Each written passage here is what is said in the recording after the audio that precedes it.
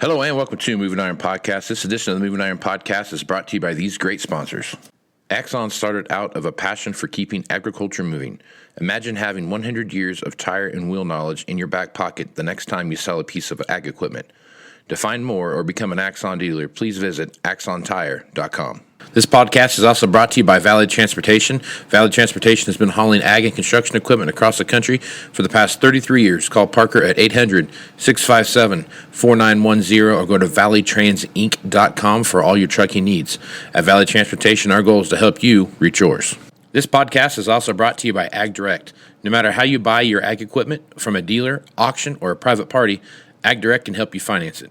You can even apply online at agdirect.com. Learn more about your financing options at agdirect.com. Moving iron in the 21st century. Hard-working people working hard for you and me. Moving iron time and time again. Through the years you'll find us here. Moving Iron. Hello and welcome to Moving Iron Podcast. Mark, this is Shawn Hackett. This edition of the Moving Iron Podcast is brought to you by Axon Tire, helping dealers move more iron for the past 100 years. For more information, go to axontire.com. Also, Valley Transportation has been hauling ag and construction equipment across the country for the past 33 years. Call Parker at 800-657-4910 for all your trucking needs. At Valley Transportation, our goal is to help you reach yours. And no matter how you buy your ag equipment, from a dealer, auction, or a private party, Ag Direct can help you finance it. You can even apply online at agdirect.com. Learn more about your financing options at agdirect.com. Shawn is with Hackett Financial out of Boca Raton, Florida, and nice enough to come on a couple times a week to talk about what's happening in the marketplace. So, Shawn, how you doing this morning? I'm doing great. I'm enjoying life and looking forward to a really exciting year for ag prices and volatility and weather, and think that we're going to have a lot of good things on your show that we can help your listeners follow and make decisions on. So yeah, there's no lack of things to talk about. So you put out a report over the weekend and you were talking about the melt up in prices and ag prices, and we saw a melt up in ag prices yesterday. So I guess you take a look at what's going on there, kind of explain what you mean by that, and kind of what you're seeing right now going through this first quarter of 2022, I guess now. Well, we're monitoring all these different indicators. One was the all cash commodity index broke out to an all-time new high over the past 2 weeks, higher than 2012. So that's a first sign that we could be in one of these melt-up phases. Then the all ag cash commodity index also broke out to all-time new highs this past week, confirming the all commodities.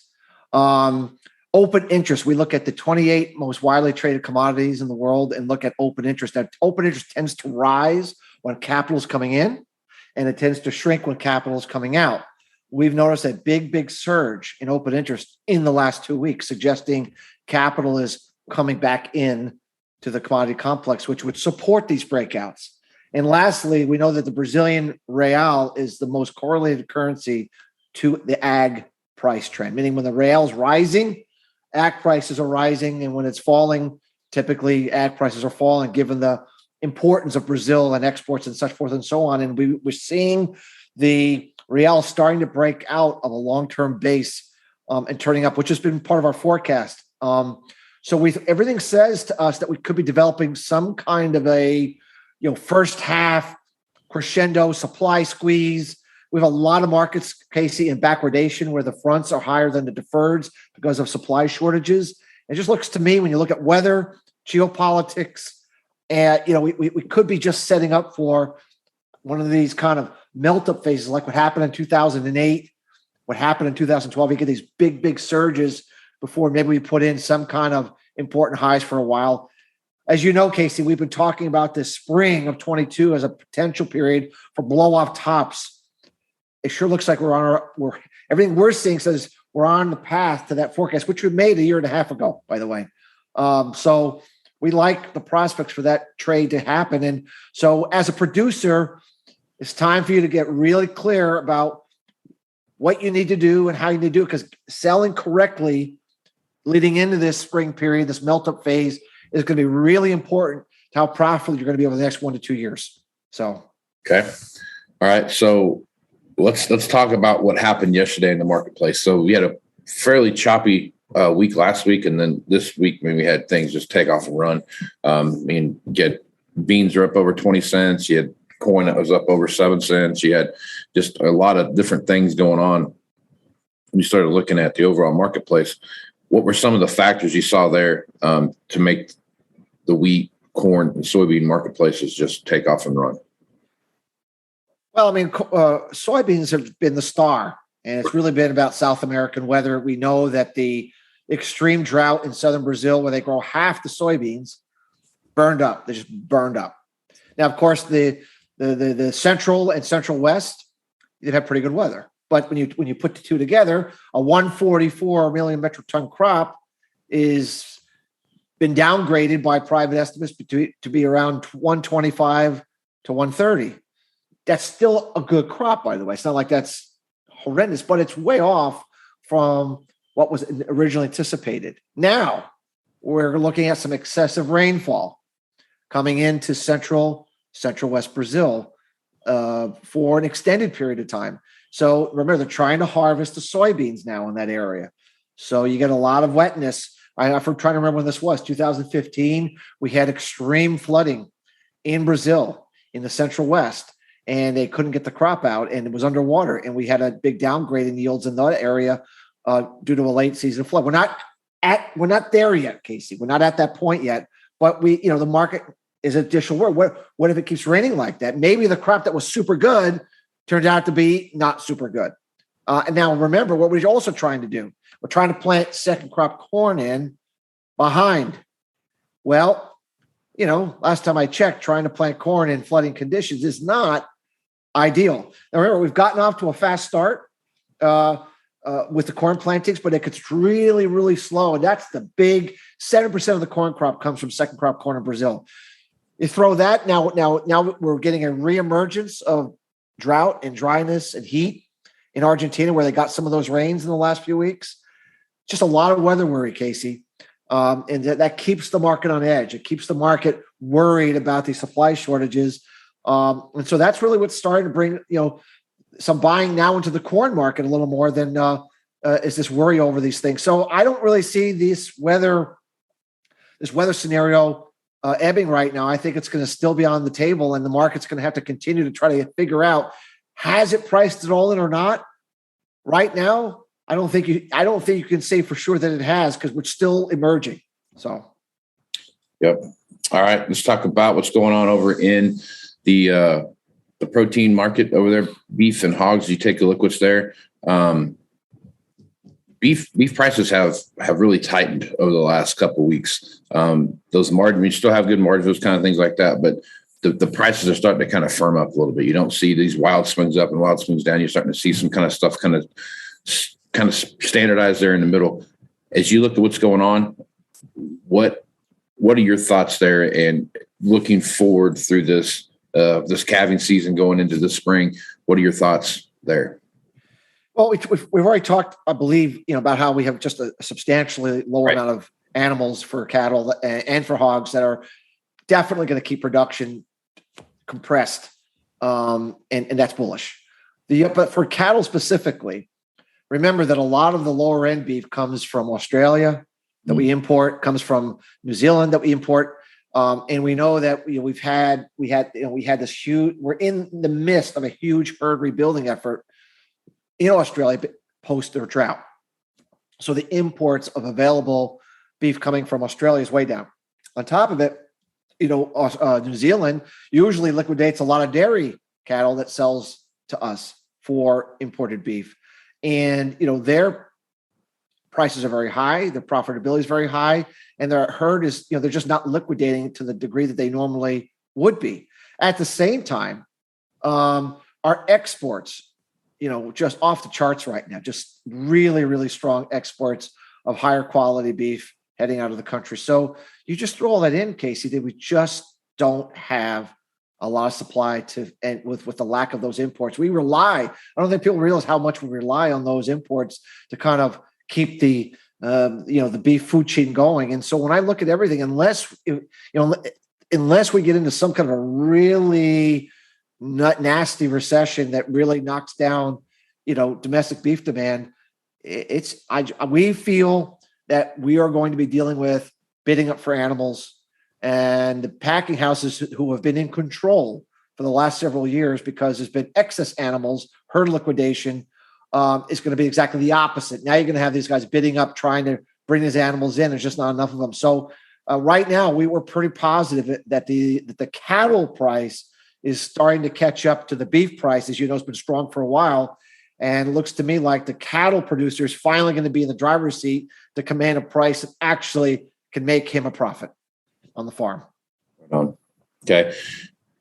So this kind of the hog thing that we have going on here, and as you take a look what's going on there, I mean, hog prices are kind of fluctuating back and forth. You see some gains, and then you see some losses, and then there's these huge swings, like 1 week way up, 1 week way down, back and forth, so on and so forth. But there's been February's kind of been a pretty decent month for hogs so far, I guess, as you take a look what's going on there, and then couple that with this whole trade commission thing that we're trying to figure out with the phase one thing with China, and they're not coming to the table to buy as much as they were. They're still buying stuff, but it's nothing like they were at record pace. What are your thoughts there? Well, I mean, we thought, that a more bullish environment for hogs would wait until the second quarter, because we thought that's when Chinese demand would come back. But it's becoming much more clear now that the lack of herd rebuild in the United States, and by the way, the lack of herd rebuild anywhere in the world because of the African swine fever and all that sort of thing in Asia, that the demand that we have for pork, which is relatively cheap meat relative to beef, the demand remains very, very strong domestically. Our exports, despite the lack of Chinese demand, we've been able to find a lot of replacement demand from others. And we just and the herd is at the lowest level in 5 years, Casey. So it's caused a bid in the market, a shortage in the market, even without Chinese demand. So that's something that we started turning a little more friendly, as this market, several weeks ago. And it looks to me like this move higher has begun early. And if the Chinese come into the market, like we think they are in the second quarter, not because of the phase one deal, because they need to buy pork, because we keep saying, and we're going to reiterate, they're going to buy what they need, right, not what they're forced to buy. I don't know. The hog market looks pretty good to us heading into the second quarter, Casey. It looks like it could be a pretty good environment for hog producers, and some pretty good period for profitability. So you definitely need to be looking at, your selling and cash marketing opportunities as a hog producer. You could be looking at a pretty good period to monetize some pretty good equity into your business. So we like what we're seeing in hogs. Well, the whole livestock sector, the whole animal sector looks good to us, Casey. Lack of supply, good demand, good exports, and the world saying we want to put you all out of business says, kind of like the crude oil business, says that's an environment for higher prices. So. Right on. Okay. Well, make sure you turn back in here Thursday when Shawn talks about what's going on in the soft markets as well as the energy markets. So, Shawn, appreciate you being on the podcast. If folks want to reach out to you and get more information about what you're doing at Hackett Financial, what's the best way to do that? Our website is Hackett, Hackett, advisors.com. Lots of information on there to inform your listeners about what we do, to see if we could be of service to your listeners. Right on. I appreciate you being on the podcast this morning. Thanks, Casey. Keep doing your great work. We need you. All right. Somebody needs me. That's good. So I'm Casey Seymour with Moving Iron Podcast. Check me out on Facebook, Twitter, and Instagram. That's where you find the latest editions of the Moving Iron Podcast. Also go to MovingIronLLC.com for everything Moving Iron related, as well as the Moving Iron Summit coming up in Nashville, Tennessee, September 6th, 7th, and 8th. If you're interested in doing that, check that out. Send me an email at MovingIronPodcast@MovingIronPodcast.com, and I'll get you all the information that you need there. So basically, if you're in the sales side of a dealership and you want to meet other people that are in the sales side of the dealership and get some good information from guys like Shawn that are going to give a little more in-depth dive to what they talk about here on the podcast, it's a great place to go check that out. So give me an email at MovingIronPodcast, MovingIronPodcast.com, or go to MovingIronLLC.com for all the information about the Moving Iron Summit. So with that, I'm Casey Seymour with Shawn Hackett. Let's go inspire, folks. Out. Axon Tire is going to have more tips, tricks, and client advice throughout the year and in September at the Moving Iron Summit in Nashville. If you're looking to sign up for the event, please head over to MovingIronLLC.com. We hope to see you there. Valley Transportation has been hauling ag and construction equipment across the country for the past 33 years.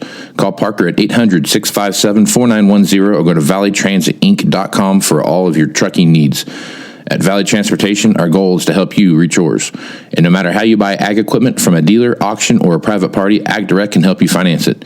You can even apply online at agdirect.com. Learn more about your financing options at agdirect.com. Moving higher in the 21st century. Hard-working people working hard for you and me. Moving higher, time and time again. Through the years you'll find us here.